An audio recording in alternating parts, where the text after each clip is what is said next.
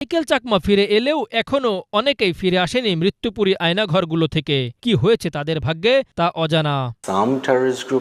তথাকথিত সন্ত্রাসের বিরুদ্ধে যুদ্ধের নামে এইসব বন্দিশালাকে হালাল করেছেন হাসিনা। যুক্তরাজ্য সহ ইউরোপীয় বিভিন্ন দেশ, এমনকি যুক্তরাষ্ট্র তার সন্ত্রাস বিরোধী যুদ্ধকে সমর্থন জানিয়েছে। কিন্তু হাসিনার সেই অজুহাত ছিল ভুয়া।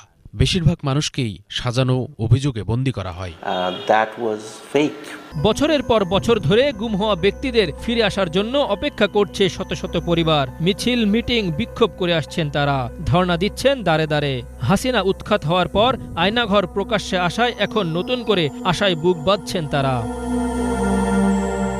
2013 সালে গুম হন মানবাধিকার কর্মী সানজিদা ইসলামের ভাই বিএনপি নেতা সাজেদুল ইসলাম সুমন। আদৌ বেঁচে আছেন কিনা তিনি আজও নিশ্চিত হওয়া যায়নি। না বেঁচে থাকলে অন্তত কোথায় তাকে মেরে ফেলা হয়েছে বা লাশ গুম করা হয়েছে তা জানতে চায় পরিবার।